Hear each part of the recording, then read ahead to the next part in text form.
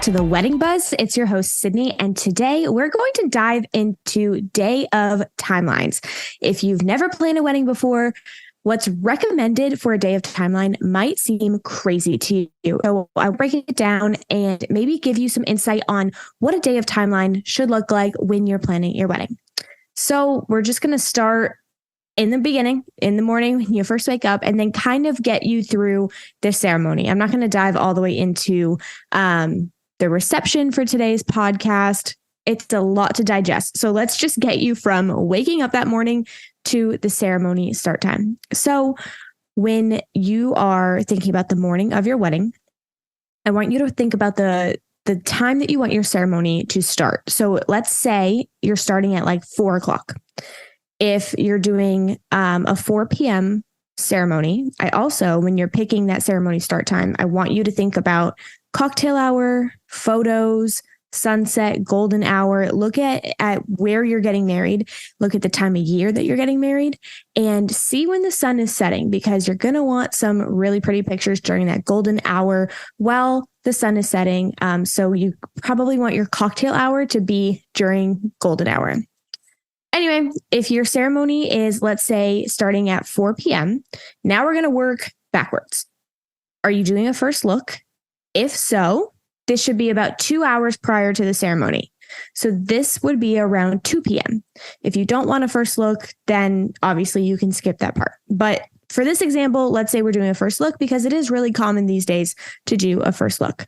So if you're doing a first look at 2 p.m., you want this to be 2 hours before your ceremony, because you want time for this to be completed and done for you to go hide away at least 30 minutes before the ceremony, because your guests are going to start arriving and you don't want to be in the middle of your first look out in the lobby of the resort or something while your guests are arriving. It's just, you want to be hidden and make your grand entrance at your wedding ceremony. So make sure it's 2 hours prior. You'll have time to do this and then get hidden away.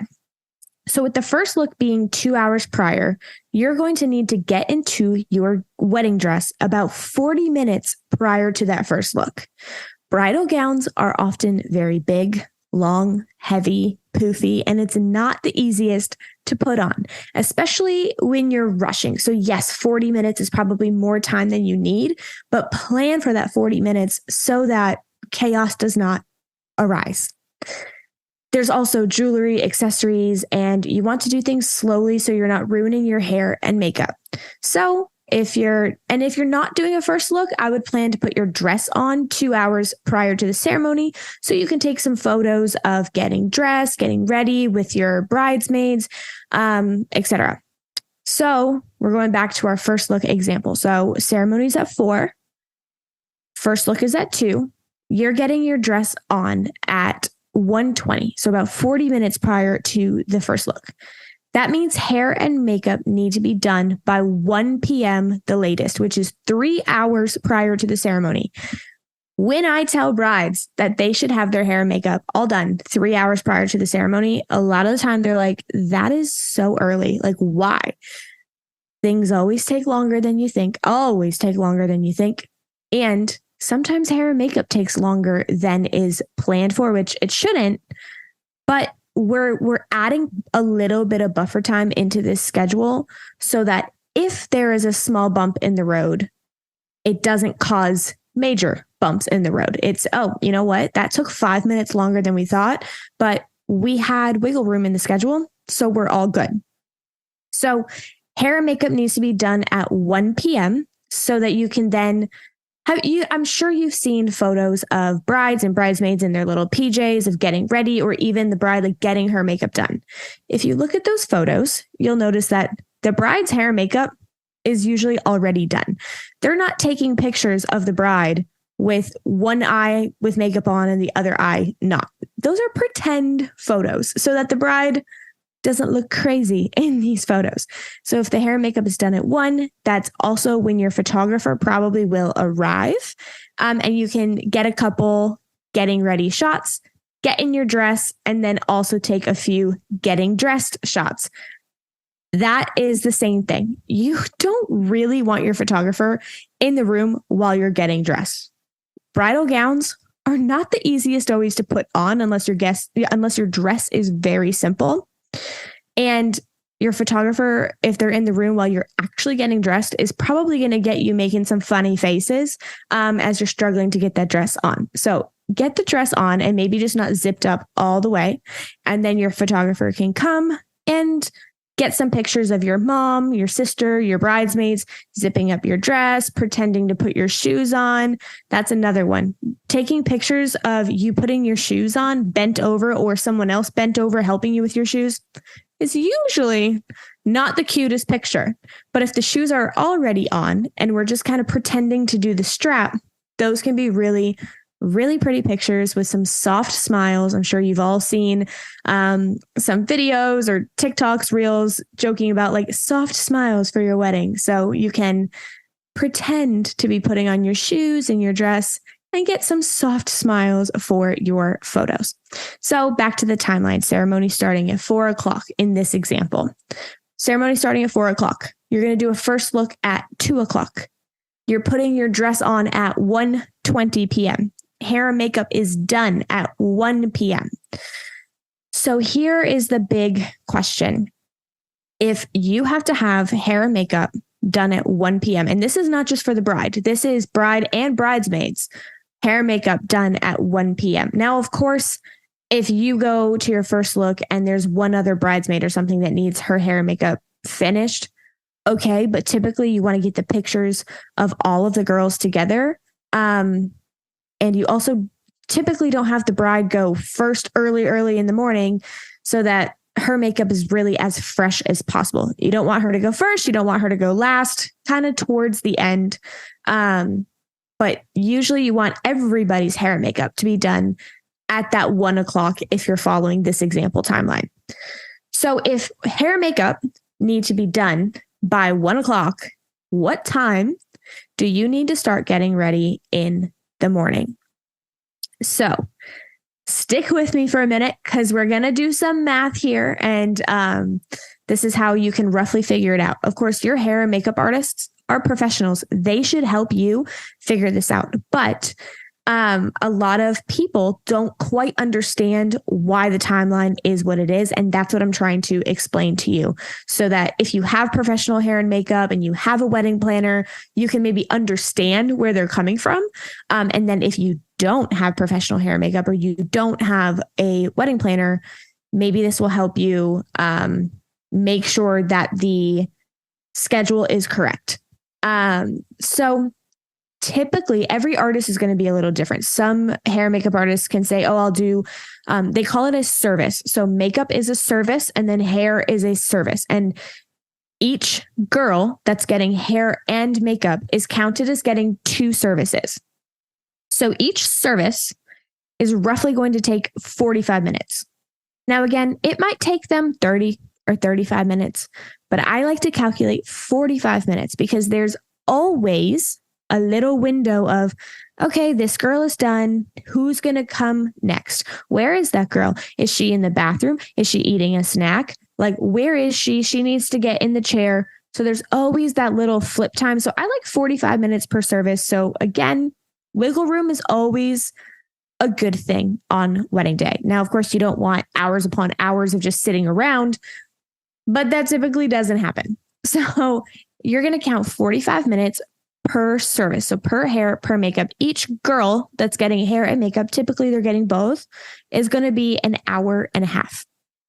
So now for this example, let's say you have 5 people, including yourself. There's 5 girls total that need hair and makeup. Sometimes a girl is just doing hair. Sometimes a girl is just doing makeup. And so these calculations will be a little different. But for this example, let's say each girl is doing hair and makeup and there's 5 girls total. So 5 times an hour and a half is 7.5 hours of hair and makeup total. So if each girl is going to take an hour and a half for hair and makeup, this can easily be 7.5 hours of hair and makeup time on a wedding day. I don't know about you, but most people don't have 7.5 hours to do hair and makeup. And most girls also don't want their hair and makeup done 7.5 hours before the ceremony is going to even start. So, which it wouldn't even be 7.5 hours because we're finishing it 3 hours before the ceremony. So I don't know about you, but I don't want to have my hair and makeup done 10 hours before ceremony starts and we're going to be waking up at the crack of dawn. So what we can do is add additional hair and makeup artists, which the reason that this is important for you to understand is because I want you to look into this when you're booking your hair and makeup artist. I want you to ask how many artists are going to be there on the wedding day and what time will we have to begin. So if you only have one hair and makeup artist for 5 girls at an hour and a half, you're going to need to start 7.5 hours early, which nobody wants to do that. If you have 2 hair and makeup artists, you can start 3.75 hours before you need to be done, which is still really, really early. If you have 3 hair and makeup artists, then you can start 2.5 hours early. Now, a lot of hair and makeup companies are not going to want to send 3 artists. So you might have to do that 3.5, almost 4 hours prior. But if you don't like the sound of that, if you don't want to wake up early, you don't want your bridesmaids to have to wake up early, maybe consider paying for an additional artist to come to cut that time down. Because by having 3 artists there, it's going to bring that time down to about 2.5 hours rather than 1 artist, and we're looking at 7 hours to begin with. Now, the 45 minutes per hair and 45 minutes per makeup is a little exaggerated. That definitely has buffer time. Hair and makeup artists might calculate a lot less because for them, they don't want to be there all day. And the other thing is for each additional artist that's going to this wedding for you, that's less money per artist. If 1 artist does everybody, they're going to make money from everybody. If 3 artists are going for everybody, well, then it's typically about the same amount of money. It's just going to be split between those 3 artists. So they might charge you extra for an additional artist. They might not want to send an additional artist, but as a wedding planner, I am vouching for the brides. I love my hair and makeup friends. In the industry. I love them. I support them. But, I want the bride to have the best day. So if the bride's going to be upset waking up at 6 a.m. to start hair and makeup, I want you to understand how this calculation is happening so that you can just make the best decision for you. Whether that's, fine, we'll wake up early, or if that's absolutely no way, I'm going to pay whatever I need to pay to make sure that there's more people here so that we're not rushed and we don't have to start super early. So that is kind of the breakdown of how to create your day of timeline on the wedding day of what you should be doing when. Again, to recap, let's call it, we have like 3 hair and makeup artists and we need to be done at 1 p.m. So that's like 3 hours and 45 minutes ish. So we're done at 1 p.m., 12, 11, 10, 9. You're starting roughly at 9 a.m., which is pretty typical on a wedding day. I've had on my wedding day, we started at 7 a.m. because we had, I think it was like 12 people getting hair and makeup done. And we had 3 or 4 artists. I don't remember, but we did start at 7 a.m. It was early, but thank God we did. I mean, we everything went on time, but we definitely did not have hours of like waiting around it. The schedule went as planned. We weren't super rushed, but it's not like we had a crazy amount of time. I've also seen the opposite where people refuse to understand how long things take on a wedding day and then they're late and things are delayed. And it typically does not, it ends fine, but things are delayed. It adds stress. Sometimes it adds tears. And my job is to make sure there's no tears on wedding day. So I hope that makes sense. When you are talking to either your planner or hair and makeup, or just trying to figure out how to plan the day of timeline, keep these things in mind. How long is hair and makeup going to take? It's going to take longer than you think. You can calculate it by, again, doing about 45 minutes per service. If someone's getting hair and makeup, it's an hour and a half times however many people need the services done, and then divide it out by how many hair and makeup artists there are. After that, Now we're going backward. Now we're going back down the list. So after that, you're going to want hair and makeup to be done approximately at 1 o'clock or approximately 3 hours before the wedding ceremony. If you're doing a first look, if you're not doing a first look, then I suggest 2 hours before the ceremony. For this example, we were doing a first look. So hair and makeup is done at 1 o'clock. Photographer is also going to arrive at 1 o'clock to take the photos of hair and makeup and the getting ready shots. While you're actually getting dressed, the photographer can hop over to the groom and the groomsmen to get them getting dressed.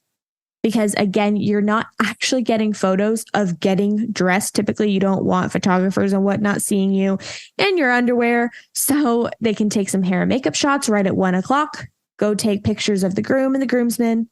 They can come back to you around 1:20 when you're getting your dress on, putting your shoes on. And then if you can do a first look at 2 p.m. You could do this first look from typically like 2 to 2:30-ish. And then a lot of people do photos of the bridesmaids, the groomsmen, the whole wedding party prior to the wedding ceremony. So from 2:30 to 3:15, 3:30, every wedding is going to be different. There might be traveling involved. And remember, even if you're at like a resort where everything is at one location, the amount of time that it takes to walk from your hotel room down to the lobby. Oh, do you have to take a golf cart to the other side of the property? Things take time. So if you have your first look at 2 o'clock and that's an intimate moment. So it's not just for photos. You're actually, soaking in a moment with your soon to be husband or wife. Sometimes people read letters to each other. So that can easily take 30, 45 minutes, even an hour. Then getting the bridesmaids' photos, the groomsmen's photos, the whole wedding party, that easily can take another 30 minutes. So first look at 2, and then by 3:30, the latest, you need to be hidden away. Guests at weddings, you have 2 groups of people. You have the people that are coming an hour early because they're terrified to be late to this wedding. And then you have the people that are late, no matter what you say, no matter what time you put on the invitation, even if you give them buffer time, there's always that little straggler coming into the ceremony. So which the stragglers aren't going to see you prior, but the people who get there super, super early, they might see you prior. It's also after you do the first look, it might be windy outside. You might want to have a moment, sit down, drink some water, refresh your hair and makeup. So you're just really relaxed and refreshed for that wedding ceremony to be starting at 4 o'clock, which is what we had in this example. I hope that makes sense. I know that is a lot to digest, which is why I'm not even going to go into cocktail hour and reception. Once the ceremony is over, the timeline is a little bit looser. It's usually these items that I talked about today that really get people delayed and stressed on wedding day, but it's pretty easy to avoid if you just calculate things correctly. Again, add buffer time and remember that even walking from your hotel room to the lobby, getting in a car, all of those things take longer than you think. Parking a car, hopefully you're not parking the car, but it's whoever's parking the car and then coming and then waiting in a valet line or something, things just take longer than you think. So add yourself some buffer time, plan accordingly. And I hope that you get this day of timeline really narrowed down and that you feel comfortable with it. I also suggest printing it out and giving a copy to your bridesmaids and to your groomsmen and to your family. Don't forget your family needs to know the timeline as well. It's not just the bridesmaids and groomsmen. So make sure that your family knows the timeline as well. Give everybody, I like a printed copy because you text the people and they're like, okay, cool. Yeah. I like a printed copy. It's in their face. You can text them as well so that if they're like, oh, shoot, where is that? Like we left the paper in the other room, that they have it on their phone. But I do like that printed copy because it's in their face. You hand it to them. They look at it. Print out copies of the Day of Timeline. Don't forget to give it to your family as well. And I hope that everything works out so well and so smooth for you. Of course, if you guys need any help creating your Day of Timeline, or you need someone to be there on your wedding day, I am so happy to help you. I'd love to work with you. My website is delightfulplanning.com. Even if you're not local, still reach out. I can try to help you, and we can try to figure something out. So with that said, I know that this was a lot to digest today. Listen to it, pause it, rewind, but you guys got it. Your wedding day is going to be spectacular, and I'll see you guys in the next episode.